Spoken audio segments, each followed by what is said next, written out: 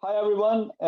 Today I have my special guest, Lillian. Jen is an online business coach and mainly teaches people how to start an online business and make it a big success.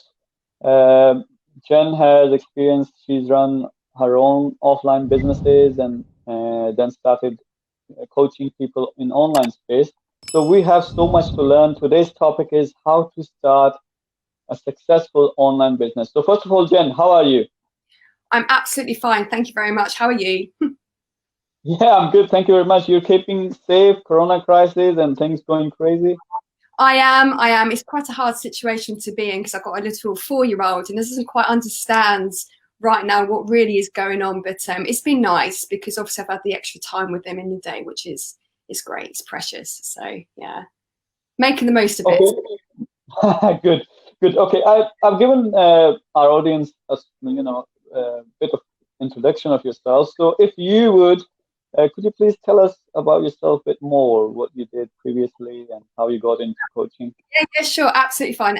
Yeah, everyone's got a story, and this is mine. So I went to uni like most of us do, and I then travelled around the world. I absolutely love my travelling, and then I came back to England, and I wasn't quite happy being back, so I decided to work abroad. So first of all, I went to Tunisia, and I did a stint in Tunisia. Absolutely loved it. I was a holiday rep. So that saw me for 6 months, and I came back and I was getting a little bit restless. And then I thought, oh, I'll move to London. So I ended up having a year and a half in London, really enjoyed the experience there.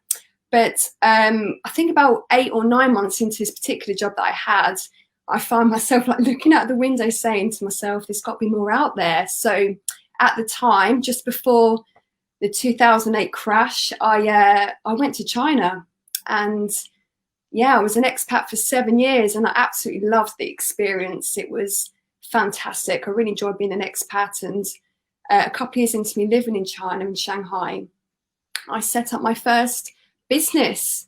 So it's the first indoor cycling studio in all of Southeast Asia at that time. And one turned to two, and it was absolutely fantastic. The reputation we had was awesome, where we were sort of six-figure earners outside in China. It was a great experience, but unfortunately, even though things were great on paper, but behind the scenes, my health took a really big hit, and I ended up experiencing really severe business burnout. And yeah, I was living this sort of like, intense lifestyle of working, and making the business successful, and really enjoying the success. However, behind the scenes, I was paying a massive price. My health took a battering, really, and even though I had adequate insurance, but unfortunately, the health professionals out there didn't quite understand what was going wrong. What was wrong with me. So yeah, I ended up experiencing business burnout, and I came back to the UK to get some sort of further professional advice. So I had to change really the way I was doing things, because unfortunately offline businesses for me, it was just taking too much of a huge impact, which damaged my health and surrounding friendships and relationships. I just wasn't myself. So came back to the UK to expand the business, actually, because we ended up opening another 2 indoor cycling studios, another 2 here in Leeds in the UK. But yeah, unfortunately, I wasn't well, and I fell pregnant as well. And it was always on the cards for me to start a family when returning back to the UK, but it was just like the wrong time, really. So I had to take a step back. So that's when really I found my love for online business, because naturally I wanted a more flexible role anyway, because I couldn't physically go to the studios and open up, because I was going to be a new mum, and there was a lot going on because of the 2 businesses we also had out in China still as well. So yeah, my love for online business started then, and we realised at the time, that the old business model we had or operating from in China, it was through traditional routes of word of mouth and flyering and going to events, and we just presumed, we weren't mentored at the time out there, we just happened to be really successful. through all our sheer hard work. And we just thought and presumed that that way of working in a business could just sort of mirror here in the UK. So when we did come back to the UK and implemented the same business model to our offline businesses here, in a nutshell, it didn't quite work out. It didn't work hard enough for us because, you know, different industry, different climates, different types of spend with people, just a complete different, you know, environment altogether. So it was a bit sort of too late really at the 11th hour, but it's actually towards the end when I realised it's all about building a business and having like a sales funnel, like a proper, robust, sustainable process in your business that would generate the leads coming in, the flow of sales, and you know, just take away that stress and worry. Because really, when I realised looking back, we were always trying to chase like new business all the time, and that's basically inevitably it led to my personal burnout of business. So yeah, like I said, I came back and I realised the whole power of, you know, sales funnels, and got into click funnels like a lot of us end up dabbling in. But yeah, to cut a long story short, our 2 studios here, it was just too much, too little too late, I should say. And we ended up tying up those 2 businesses here. And I ended up focusing really more so being a mum, but also had this sideline passion for online business. And really since 2014, I've really seen the power of going online for so many reasons. And that's why I've loved to help offline businesses either migrate some of their offline businesses to online, or maybe setting themselves up to potentially sell their business as an online version later on, you know, down the line, if they wanted like an exit strategy, or if they wanted like a flexible role. So like in my experience, becoming a mum inevitably would change anyone's life, and it certainly changed mine. So yeah, that's also a very good plus if you wanted to move from offline to online, having an online either service or business. So yeah, and now here I am helping people with their online business ventures. Oh, well, thank you very much for giving us your backstory. And yeah, the China thing feels really surprising and nice as well. Well, it is, yeah, the place is always going to have a place in my heart. It was just an incredible experience, just up the road actually from Wuhan, where the virus actually broke out. But being an expat for 7 years just allowed me to travel. I mean, obviously near China, you've got so many awesome countries as well. And I've traveled now to 44 countries, and I'm not stopping anytime soon. And my little boy, who's now 4, he'll be doing his 10th country. So it's just, yeah, I love China. I love to travel. And yeah, it was definitely a heyday of a great positive era in my time. Great. And okay, now coming to the topic, I think the online business, there are so many people now probably considering, because of all the COVID-19 and, you know, the situation, all the offline businesses almost shut.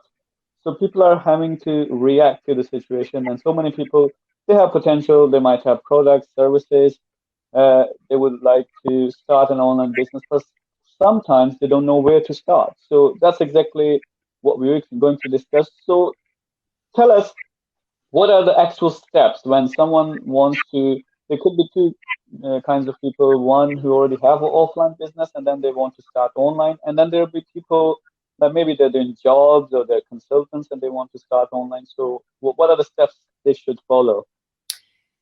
If you think of an online business, it's like 3 main phases. And like the first phase is traffic. And the second phase would be like the sales process. That's where the whole funnels comes into action and play. And the third one is like the program delivery, or the product that you want to sell. But if you were to really take it step by step, I would sort of say there's like 10 steps into operating or starting and then building and scaling up an online business. And if your audience are there listening and they want to maybe jot down a few notes, but my personal 10 steps I think there is to starting, building and growing an online business is, first off, is mindset. I've operated businesses from a state of stress, burnout, and it's just a no-go. It's hard work, as we would know as business owners ourselves, in the best of times, to really do well at business. You have to have a lot of time and a lot of headspace in order to start a project, a sideline business, an online business in particular, because it will take a lot from you. So you have to be in the right frame of mind. You have to have everything going on in your life to accommodate you wanting to build an online business. If you've got relationship problems or financial problems or anything like that, then I wouldn't suggest to start up an online business. So once you've allocated the time for an online business, it's then, I think, just really honing in on your passions. And it's a bit of a cliche, we always hear this, don't we? But because an online business or any business project in itself will take a lot from you in terms of time, energy, commitment, it's always good to at least love what you're building. So if you do have a passionate, a passion for a certain product or service, that will definitely serve you well. So only go into business and offer something to a market that you love. That's definitely a big tip there. The third step I would suggest would be for you to definitely do your research behind the service that you want to offer or the products that you want to sell, because just because you want to sell your service or product, it doesn't mean to say there's actually a space in the market for it. So definitely do extensive research to see whether there is demand for what you actually want to put out there. And then once you've done your research and you are definitely in love with what you want to do and you know there's other people out there doing it, this is when you start to build your online presence. So you might even have an online presence already if you're like you're an offline business owner. If you're brand new, then I would certainly suggest concentrating on at least 2 channels, social media channels to start with. Always ask yourself where your potential prospects hang out online. Now, I just think Facebook, like most people are on Facebook. I don't know what the figures are now, like 1 billion people, active users on Facebook right now, which is absolutely ridiculous. So I would always suggest, utilize Facebook. And it's not just so much a profile or a business page, because now it's become more of a pay-to-play type platform. But definitely take advantage and use the power of Facebook groups, because then you can create your following, you've got a captive audience, and then later on down the line, you can sell your services or products in that group. And I'm a massive fan of YouTube as well. A bit of a slow burner, especially when you're starting out. But if you were to see setting up any sort of project in your life with great returns, it takes time and effort. Nothing worth having comes easy, right? So see it as you're building bricks, like you're laying the foundations, because you want to build a beautiful mansion at the end. And that's the way I think you should see an online business. So when it comes to YouTube, as I would always suggest, like as a second social media channel, put your content out there, do it every day or do it every 3 times a week, and just see it as you're building assets. And it will be seen as something you can work between Facebook and YouTube, and then also your email list, but also it will position you and give you that presence that you need online. So step number 5, I would suggest, is to test the market first before you spend any money on marketing or advertising. Just because you want to prove to yourself, your own sanity for reasons, and to everyone else that you can actually deliver what you want to, either sell or deliver as a service. So I would certainly just shout out. You've only got 3 times, I think, to shout out your offer online, whether it's through Facebook, or you might want to choose Instagram or Twitter, but I think Facebook is like the strongest social media channel. And once you've defined your offer, just put it out there. All you need to do is just direct message a few people, even ask your friends or family, hey, I'm looking for 5 people. I've got this awesome service or product, whatever it is that you want to sell. I'm looking for a few testers, beta testers. Come in, join me. I want to get results. And then from then you would test out your service or your product. And then in return, you probably charge a very nominal fee. But also in return, you get those success stories. You get those results that you want for yourself.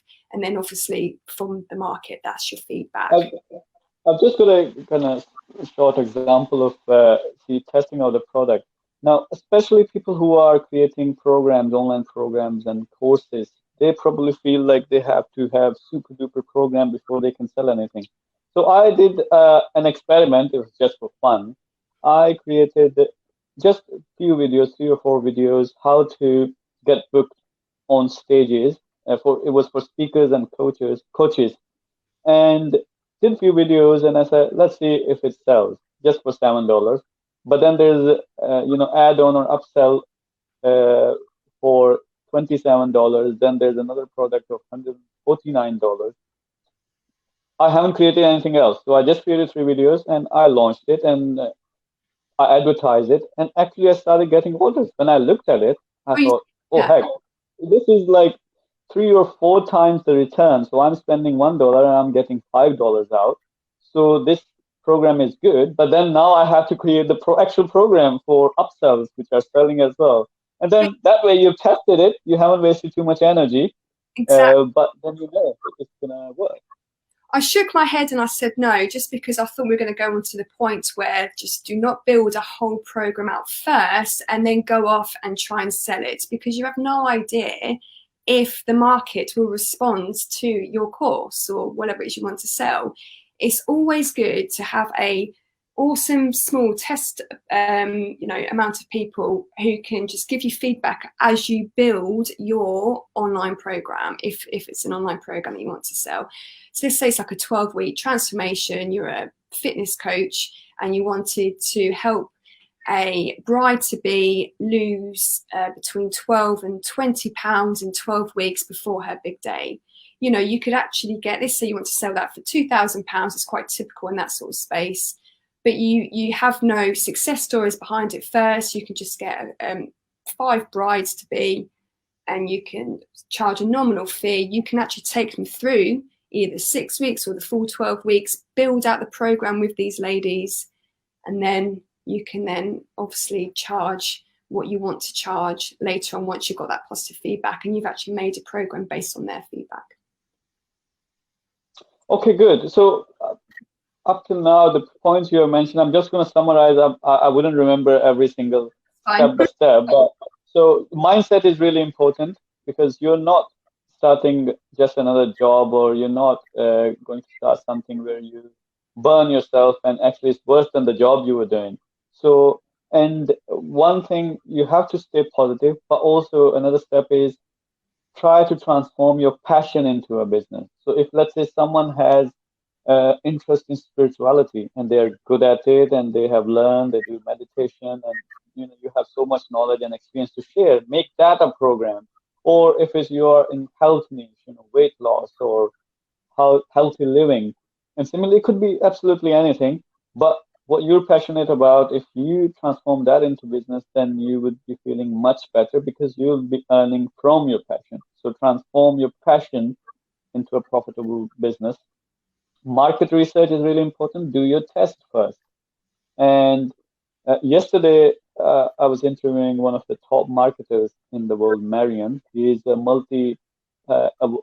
two-comma award winner from Russell Brunson.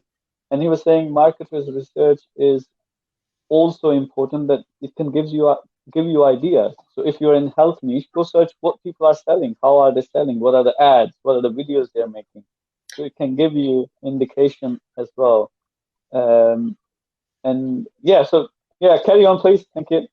Well, just a side note to that, just to add on to what you were saying there, Shaquille, all good notes there. But that's actually part of the research that I would suggest clients to do. Go to the 2 Comma Club in particular, see the people that have actually walked the path that you want to walk, and invest in people that have actually got the results that you want.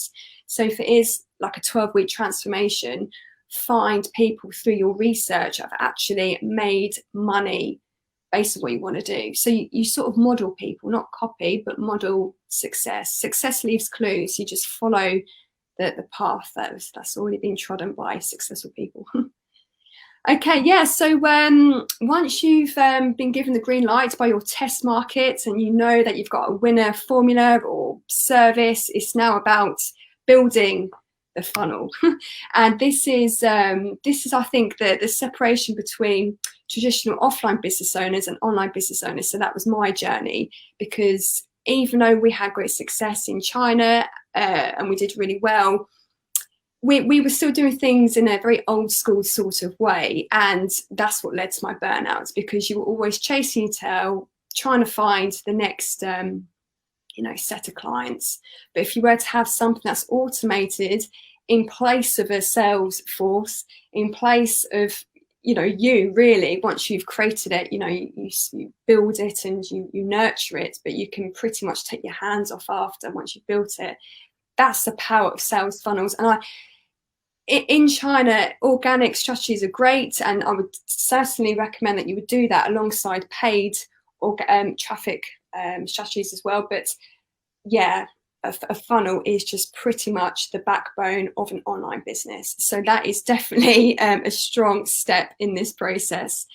And then I would like to add a couple of lines here for some people who might not be aware of, I don't know which world they live in, but they might not be aware of sales funnels. So ClickFunnels is at the top, there's Drop Funnel, there's Insta Pages, and so on. So sales funnel is a website, but it has only one purpose: to sell your product and services. So how it works is you advertise your stuff, or you're getting an organic traffic. It takes you to landing page where you have your sales video, or you're selling, let's say, your ebook, and it explains what are the benefits and tries to sell it. And once people register on that or first program, then there's the upsell. Oh, if you like this, you might like to become advanced or want me to personally coach you, etc., etc. And then there are normally 2 or 3 upsells and downsells. And that way, if you were selling it for your book for $7, maybe the total cart value would go up to $200 or even $2,000, or you can book calls. So sales funnel is, take it this way: it's a salesperson you have who works for you 24/7 without you doing initial work, and that's it. You leave it. It works for you all the time. So powerful. However, a lot of people, when they start online, they tend to gravitate towards the easy stuff. It is easy to post 2 to 3 times a day on certain social platforms, and everyone can nowadays create a website, and we can all go to a network event. And I'm not discounting those types of methods, but it does take time if you want to build sustainability in your business, whether that's offline or online. A sales funnel, so something like ClickFunnels, I've been with them on and off for 4 years actually. When I came back to the UK after China, 2014, I actually set up my first funnel then. And then I've had a bit of a break because of, becoming a new mum, and things get, disorganized, well, not disorganized, but change around in your life. But yeah, now I've come back to ClickFunnels again for the last year, and it's just a program really, but they are just amazing what they do, because also it comes with great mentoring around ClickFunnels if you use them. But yes, a sales funnel will just be what you need in your business. It generates your leads, and you can just basically convert into customers, which is what really you want, to avoid the burnout, to avoid the stress, to avoid all the panic you can have if you're not getting enough leads into your business. And that's what just takes time. And a lot of people, when I see when they do go online, they just don't tend to see the power or the need to go down that way, and they tend to avoid building a robust online business really. But and then once you've actually got your sales process in place, you then either outsource or learn how to generate traffic. And you can do that with organic strategies. You can outsource and maybe get like a Facebook advertiser to help you, but you can also learn it yourself. But then you drive traffic into your funnel. And then the 9th step is just, and again, this takes time, it's the testing stage, and you have to keep looking after your funnel and tweaking it and just testing the market constantly. And then I've put as a 10th step, you then enjoy all your hard work, because you've earned it. That's when the money starts coming in, because you've really learned your market, you've really understood what they want. And then, like what you're saying, then you've got all your tripwires to your funnel and all your side offers and all the rest of it. And it just ends up being this one big sales machine that you've got in place. Not forgetting as well, you've got the back end. And I like to suggest usually like a break-even back end model where you're not so much making money from the front end, but it's all about email marketing and following up with your, you know, further services and products, so you can still make money, you know, as time goes on. So there's so many moving parts, and it does take a while for someone who is brand new to the online space to get their head around. I mean, I'm still learning. I'm always in at least 1 or 2 programs at any one time, learning everything. Yeah, well, but this might take time, but this is also the quickest way, like sales funnels, to grow and scale. Because once you have formula where you know I spend advertising $1 and I get $2 out, then you can scale it. You can scale it to millions, thousands, hundreds, wherever you want it to be. One question I would like to ask you: when you create sales funnel, you know there are different elements to that. So sales video or sales copy, but then a critical element is testimonials, like people saying and telling your potential customers, yes, I worked with uh, Jen, and Jen has produced this results for me, etc., etc., etc. But when you're just starting off, I think it's hard to have any testimonials. So how do you deal with that situation? Well, my journey is that I think the best thing to do is become an affiliate. So if you were to work alongside a brand or a company that has success stories in place, you just jump on board their success, get the money behind you, get your confidence up, and then sort of see your own online service or product as a sideline, and then you can get success stories that way as well. Because at the end of the day, when you first start, you're not going to have anything, are you? And that's why I think it's always good to offer a beta program version first, to then get people in, to then, you know, attract them with a low end offer for your main program, and get success stories that way, or become an affiliate. Yeah, affiliate or joint ventures. I mean, again, one of my guests, the things he showed us and discussed, they were amazing. Like joint ventures could be, let's say you're starting marketing agency, and you might not be best at, or you are, but probably you don't have any previous customers which you can showcase. But then you can go with the work with the marketers, top marketers, and collaborate with them. So you share the profit, but then they have all the testimonials which you can use on your funnel because you're working together. So there Yeah. are always different ways which you can use to have your authority. And Yeah. also on, I would like to mention the organic traffic. So profile is, I would say it's 20 to 30% your social platform to mingle with your friends, but 70% these days is your business profile, which is what you offer, highlighted there. And then also it gives you opportunity to, Facebook gives you opportunity to make 5,000 friends. So you can find out who your potential customers are, go friend them, and then, they come to your profile, their newsfeed, and, so you can get customers from there. And groups, Facebook groups, one of the, I think, the best feature to have organic, create your own group, drive traffic to your group, and then do value addition by your videos and share material, and then you can share your links as well, which take them to your funnel again. So It's actually part of, I put it down as points number 4. So it's actually called a Facebook funnel. So if you were to position your actual profile as your main page, not sort of concentrate too much on your business page, because again, it's become more of a pay-to-play type platform. And as we all know, the algorithms keep changing with Facebook, and they're not actually giving you as much traffic to your page organically. But what you can do is post or be very prominent on your profile page on a regular basis, either daily or at least 3 times a week, and mirror that on your business page, but also have a link to your on your profile page to your group, your Facebook group.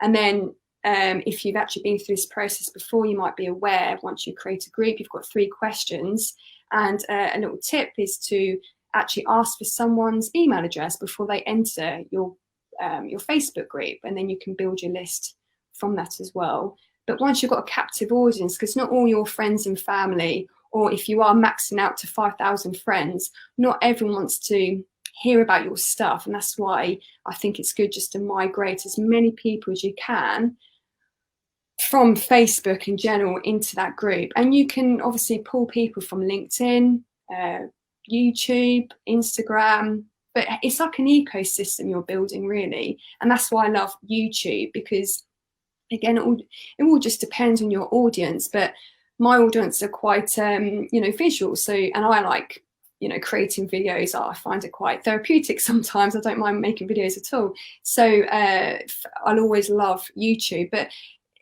you could blog a lot, and then obviously include your links and your blogs from your website into the Facebook group. And again, it's just, if you build on this every day and you're doing the right thing, you have a right, great organic strategy in place, yeah, you can really start building pretty quickly. I mean, I would say probably between 6 and 12 months to have a really robust business. You can do things with speed, of course you can, but everything needs to be right in your life. Again, I think mindset, that was my first step. You need to be, you need to have the right support in your life in order to do this, because it will just take a lot of time.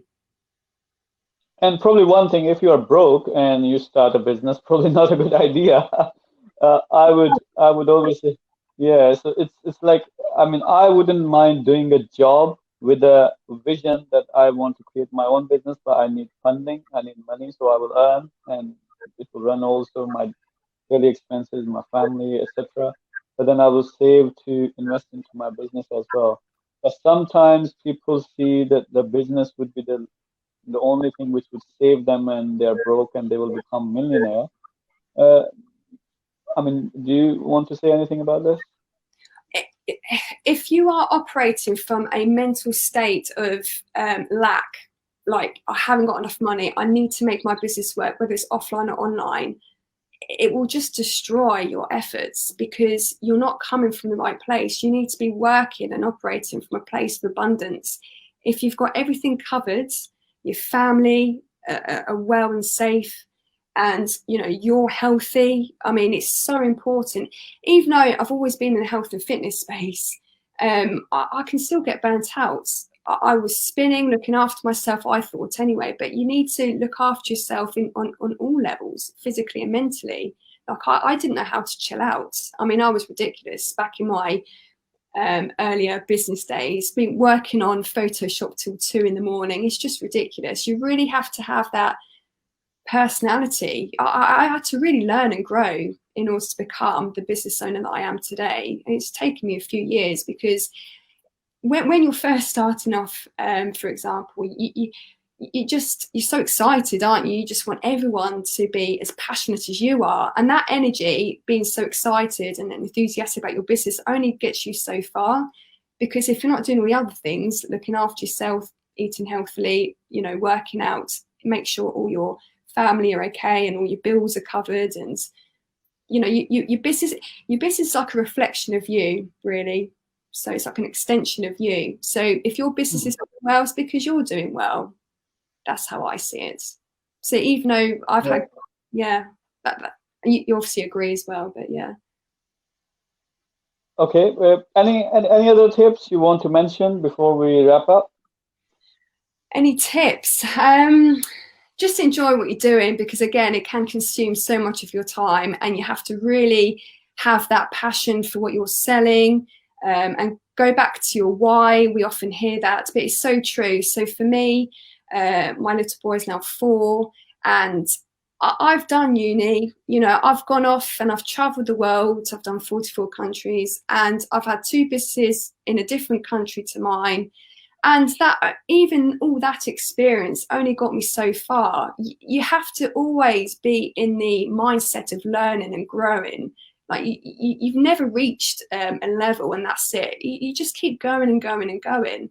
So it's just all about just loving and enjoying it, and see it as a lifestyle choice. Like, you've chosen to create an online business, and it's lifelong. It's for the long term, not just a quick 6 months, 12 months. Oh yeah, tick it off, I've done that, move on. Like, no, you can have a flourishing online business for years, should you do it the right way, obviously.